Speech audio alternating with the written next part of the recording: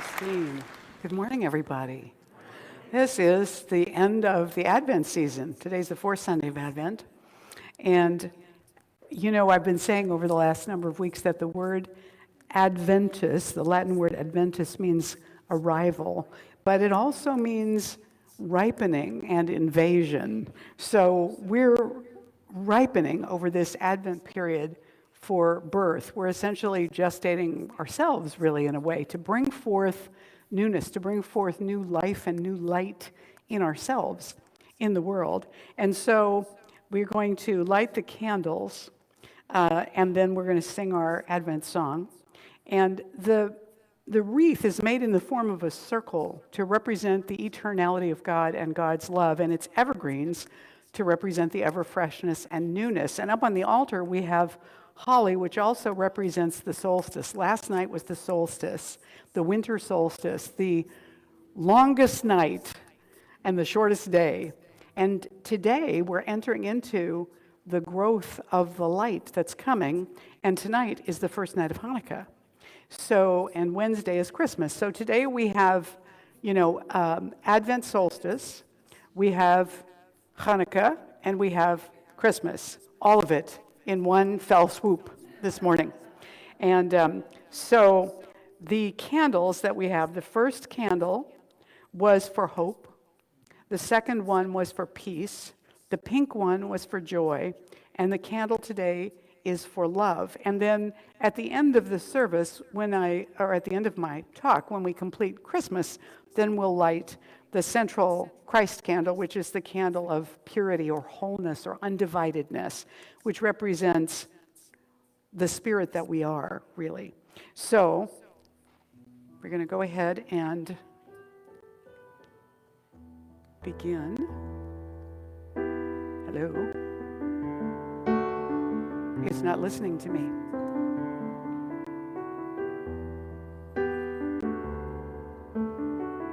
Well, that's fascinating. Okay, well, I'm going to light the candles. Maybe you can advance them for me, Ceci, for right now. We'll figure it out. Oops.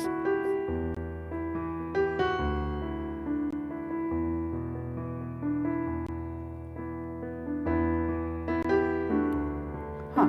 No, you can't do it either. Well, that's bizarre. Okay, I'm going to turn this off.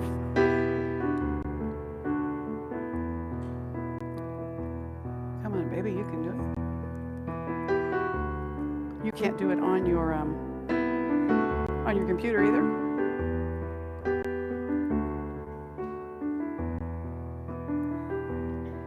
It's a Christmas mystery. Well, let's sing. We'll just do the best we can. Yeah, let's go.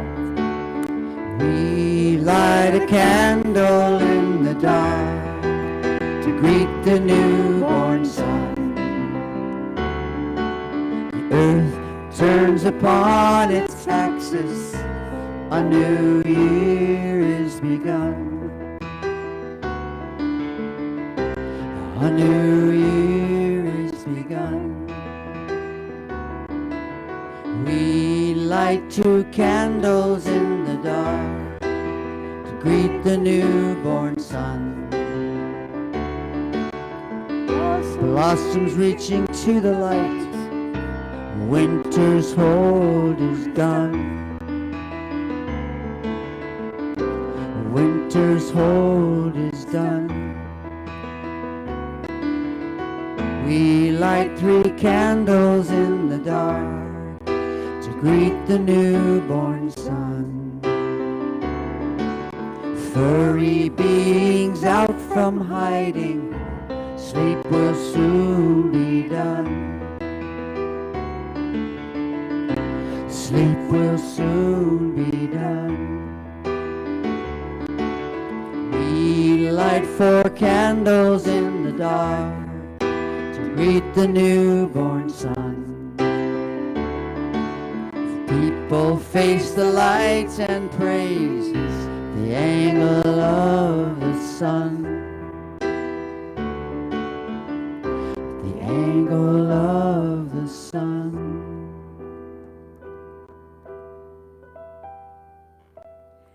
So the song that we sing for the Advent candles really is a song of solstice.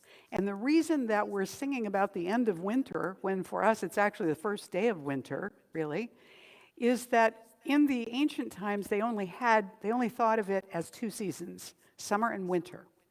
And so when the light begins to grow, it's an indication that the winter is passing, that it is moving onward towards spring, and that the power of that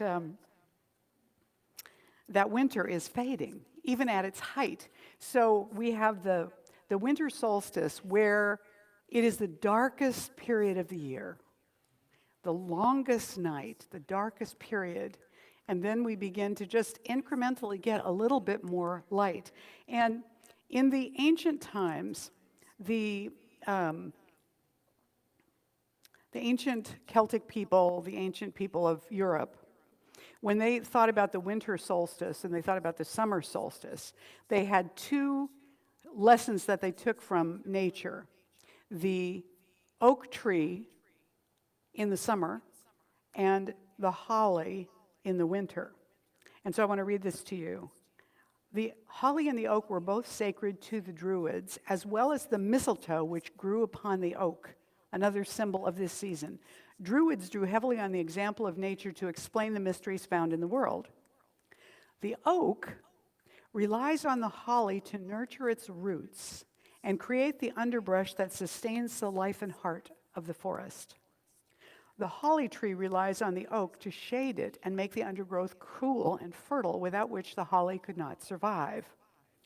Like all living things on earth, we live in relationship to all other life, relying on its gifts to sustain us. And life relies upon us as good stewards of the earth to support it to thrive as well. This is part of how we make the world a better place, a world that works for all life. So the Holly King at this time of year is at the height of his power.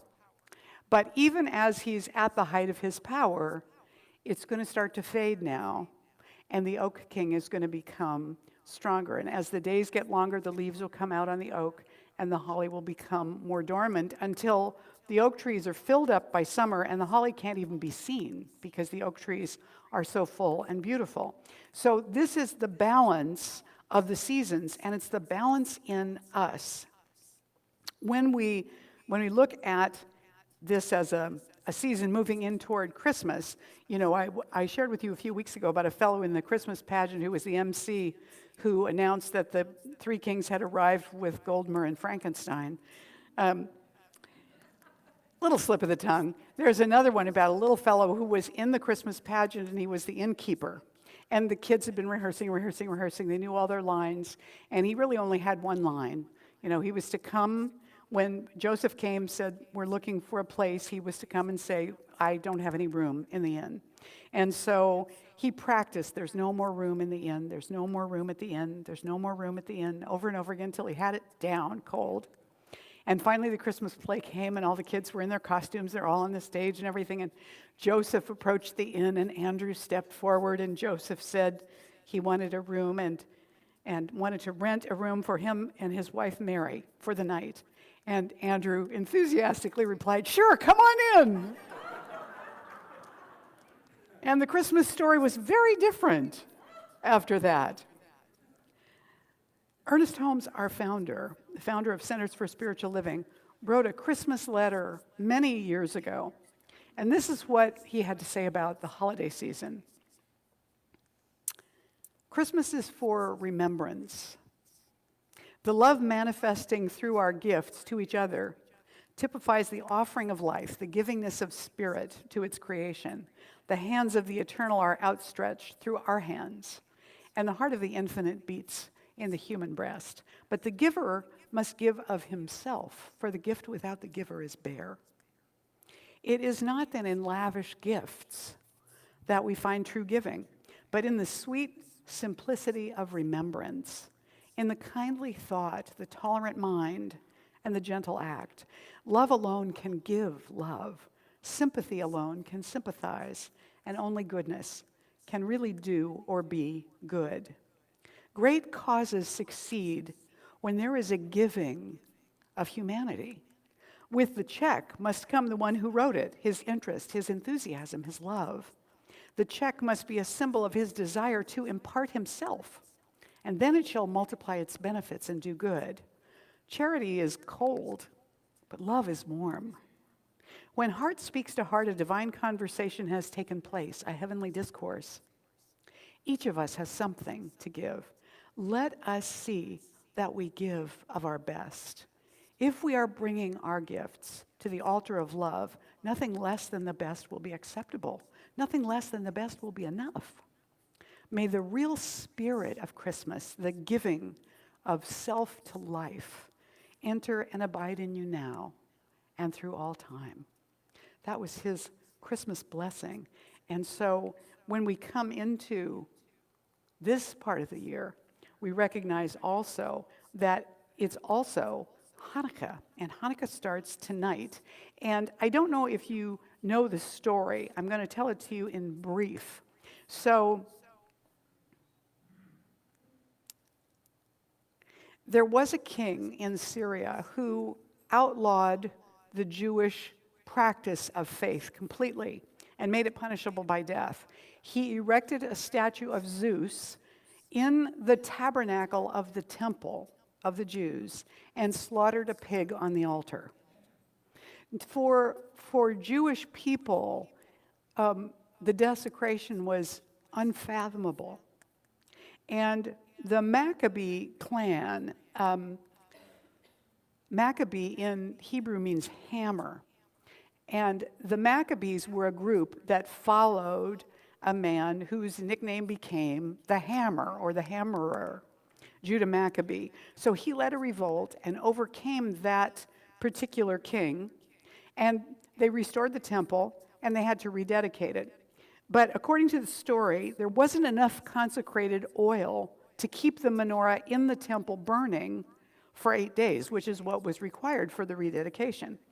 And they knew that they could send for more consecrated olive oil, but it would take 8 days for it to get to them. And they didn't really want to wait.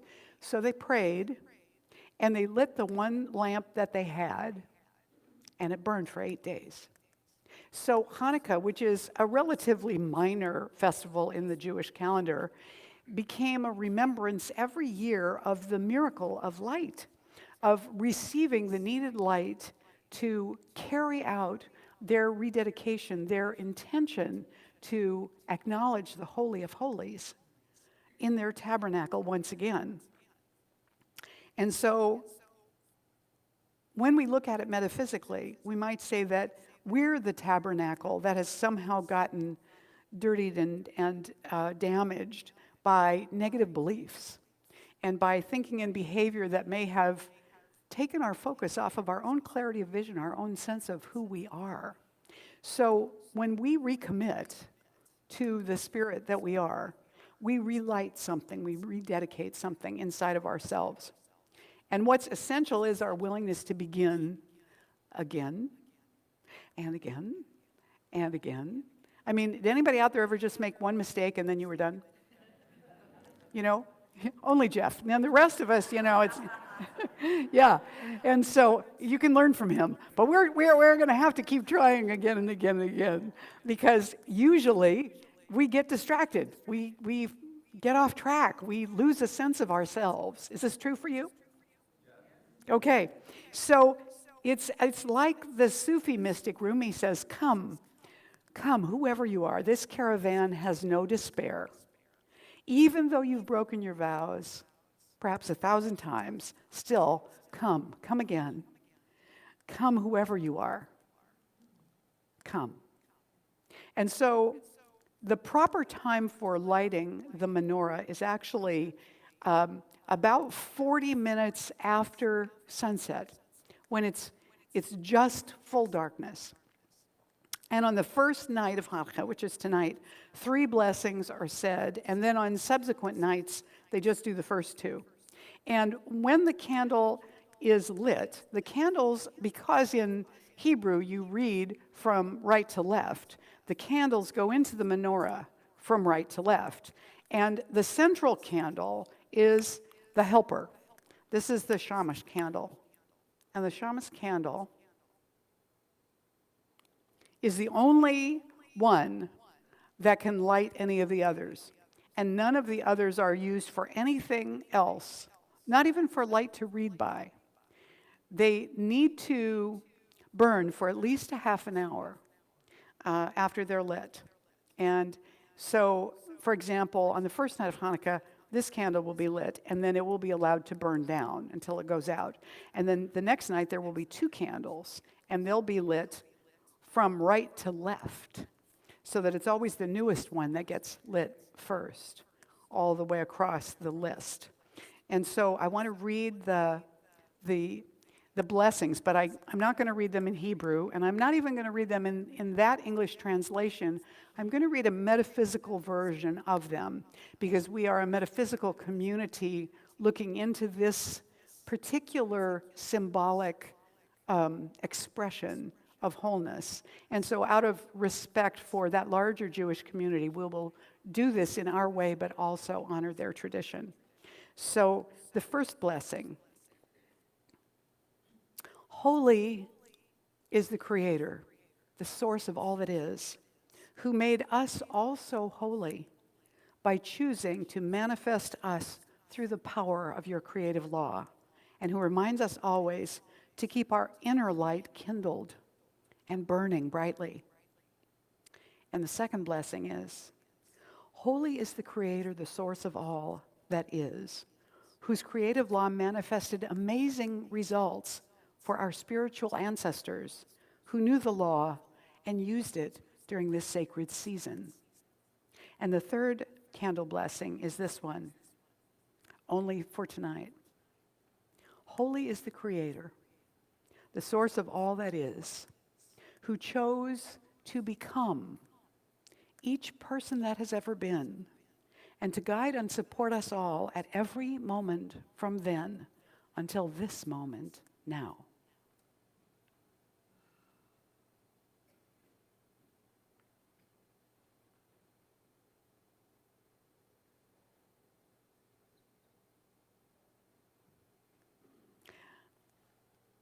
I would say that one of the clearest of the Jewish traditions is remembrance, is memory, is passing forward a remembrance. And while it's a serious remembrance, it's also a time of great joy and playfulness.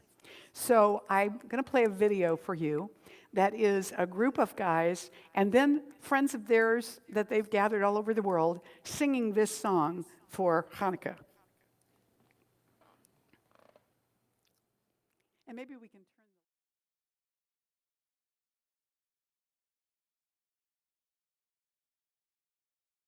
the... All right, fellas. So, happy Hanukkah. Happy Hanukkah tonight. And then, on Wednesday, we celebrate Christmas. And, you know, I've talked about the Christmas story and how the Nativity story is a story that is very familiar in avatars of that part of the world at that time. That in order for a particular fledgling religion or faith to take hold, the person that it was revolving around, or the deity, or whoever it was, there had to be a compelling story. So if you look at Mark and Galen's altar over here, the star is enormous compared to the nativity scene. It's like you couldn't possibly miss it.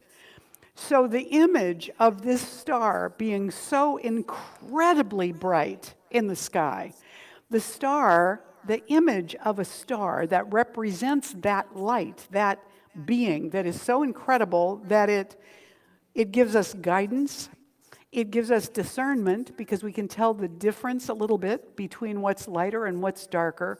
It helps us find our way. It can encourage us. And right up here on the front right corner, there's a funny little instrument called a sextant. And the sextant is used for navigation, or it used to be used for celestial navigation for sailing ships. In fact, Russ told me that he was the celestial navigator for a whole year on a sailing ship, and he used that all the time. And it's all about angles and looking at how many 31 stars? 51 navigational stars that can be used in this part of the world, I guess.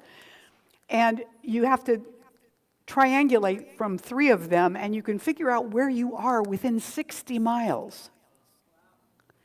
Isn't that brilliant? I mean, this is not digital. It's completely, it's completely physically mechanical thing. So we have this image, this star that can be navigated by. And the image of that star then needs to move. It needs to move from there to here. The star that allows us to navigate, that guides us on our path, on our way, that helps us discern, that allows us to have confidence in where we're going and to start to find our way there even when we're not sure where it is. That light is really never out, but it can get dimmed and covered up. And what we want to be able to do is come and follow the light, like the fellas did who traveled from the Far East to come. Meister Eckhart, who was a German priest and mystic in the Middle Ages, the early Middle Ages, said, "What good is it to me if this eternal birth of the divine Son takes place unceasingly, but does not take place within myself? And what good is it to me if Mary is full of grace if I am not also full of grace? And what good is it to me for the Creator to give birth to her Son if I do not also give birth to him in my time and in my culture? This then is the fullness of time, when the Son of God is begotten in us." And it's the mystery of the cycle of the seasons that we see again and again with the celebrating of the solstices and the equinoxes, the recognition of the traveling of that light and its consistent repeated pattern, so that every year, at every marker in the season, we could choose to let go of what's been holding us back and to step forward anew and recreate it, and particularly coming out of the darkest time of the year. So Fra Giovanni, who was a Franciscan friar a little later in the Middle Ages than Meister Eckhart, wrote this letter to Countess Alagia Aldobrandeschi on Christmas Eve, 1513. He said, "I salute you. I am your friend, and my love for you goes deep. There is nothing I can give you which you have not, but there is very, very much that while I cannot give it, you can take. No heaven can come to us unless our hearts find rest in it today. Take heaven. No peace lies in the future, which is not hidden in this present little instant. Take peace. The gloom of the world is but a shadow. Behind it, yet within our reach, is joy. Take joy. There is a radiance and glory in darkness, could we but see. And to see, we have only to look. I beseech you to look. Life is so generous a giver, but we, judging its gifts by their coverings, cast them away as ugly or heavy or hard. Remove the covering, and you will find beneath it a living splendor, woven of love by wisdom, with power. Welcome it, grasp it, and you touch the angel's hand that brings it to you. Everything we call a trial, a sorrow, or a duty, believe me, that angel's hand is there. The gift is there, and the wonder of an overshadowing presence. Your joys, too. Be not content with them as joys. They, too, conceal divine gifts.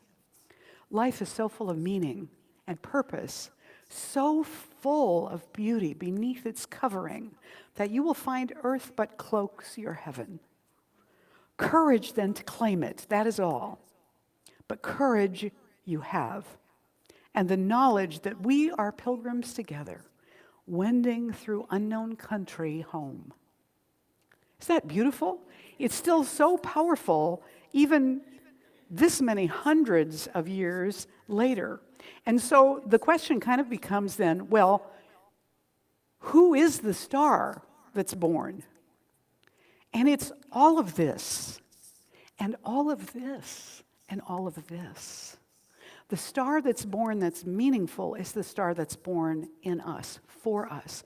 The star that we share through our love and givingness with the people that are around us. And it doesn't matter which festival is closest to our hearts. What we celebrate at this time of year is the rebirth of light, or the return of our awareness to that light within us, with a real reverence and respect and honoring of who we are. I'm not talking about bodies or personalities or achievements or failures. I'm talking about our identity, which is something much deeper, much more ancient, much more eternal. It comes into this expression, and when this is finished, it moves on to somewhere else and is something different or does something different. But that power of essence is our identity. And so when we wish to pass that on, to be somehow an inheritance to the others around us in our lives, we want to do something that is particularly loving and particularly meaningful for them. To find something that is not only maybe a gift they can use, but an experience they can remember.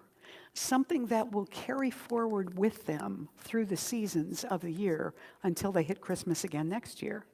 And so this little story is a true story about a Christmas tradition. It's just a small white envelope stuck among the branches of our Christmas tree. No name, no identification, no inscription. It has peeked through the branches of our tree for the past 10 years or so. It all began because my husband Mike hated Christmas. Not the true meaning of Christmas, but all the commercial aspects of it. The overspending, frantic running around at the last minute to find a tie for Uncle Harry, dusting powder for Grandma, and the gifts given in desperation because you couldn't think of anything else. Well, knowing how he felt, I decided one year to bypass the usual sweaters, shirts, ties, and so on, and I reached for something special just for Mike. The inspiration came in an unusual way. Our son Kevin, who was 12 that year, was wrestling at the junior level at the school he attended. And shortly before Christmas, there was a non-league match against a team sponsored by an inner-city church, mostly African-American kids. These youngsters were dressed in sneakers so ragged that the shoestring seemed to be the only thing holding them together. And this presented a sharp contrast to our boys in their spiffy blue and gold uniforms and sparkling new wrestling shoes. As the match began, I was alarmed to see that the other team was wrestling without headgear, a kind of light helmet designed to protect a wrestler's ears. It was a luxury the team obviously could not afford. Well, we ended up walloping them. We took every weight class, and as each of their boys got up from the mat, he swaggered around with kind of bravado, a street pride that wouldn't acknowledge defeat. Mike, seated beside me, shook his head sadly. "I wish just one of them could have won," he said. "Those kids have a lot of potential, but losing like this could take the heart right out of them." Mike loved kids, all kids, and he knew them, having coached Little League football, baseball, and lacrosse, and that's when the idea for his present came to me. That afternoon, I went to a local sporting goods store, and I bought an assortment of wrestling gear, headgear, and shoes, and sent them anonymously to the inner-city church. And on Christmas Eve, I placed the envelope on the tree with a note inside telling Mike that what I had done was his gift from me. His smile was the brightest thing about Christmas that year. And in succeeding years, each Christmas, I followed the tradition. One year, sending a group of mentally handicapped kids to a hockey game. Another year, a check to a pair of elderly brothers whose home had burned to the ground the week before Christmas, and so on. The envelope became the highlight of our Christmas. It was always the last thing opened on Christmas morning, and our children, ignoring their new toys, would stand with wide-eyed anticipation as their dad lifted the envelope from the tree to reveal its contents. As the children grew older, the toys gave way to more practical presents, but the envelope never lost its allure. And the story doesn't end there. You see, we lost Mike last year to cancer. And when Christmas rolled around, I was still so wrapped in grief that I barely got the tree up. But Christmas Eve found me placing an envelope on the tree. And in the morning, it was joined by 3 more. Each of our children, unbeknownst to me or to each other, had placed an envelope on the tree for their dad. That tradition has grown, and someday will expand with our grandchildren standing around the tree with wide-eyed anticipation, watching as their fathers take down the envelope. So we come to celebrating this season of light by lighting the final candle in the Advent wreath, the candle that represents purity, wholeness, the Christ consciousness candle. And we have, of course, one more verse to the song, which might even work. So here we have hope, peace, joy, love, and finally, purity.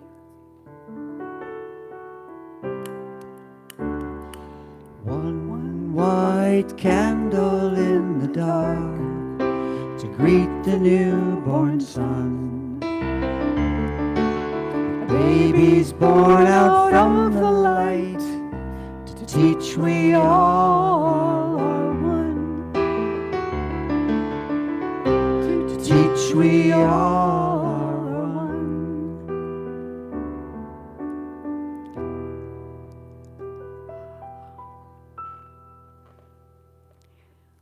So what will it be for you? Will it be the candle of purity, of wholeness, of regathering, coming back together? Will it be a candle of remembrance, of honoring tradition, of holding to miracles of light that still happen today and happen in our lives? Or will it be the recognition of the birth, the rebirth of awareness, of something eternal and whole and good within us, and treating that mystery, that miracle of light within ourselves with reverence and respect? Or will it be all of those? I invite you to consider that and decide what this season is going to mean for you. Namaste.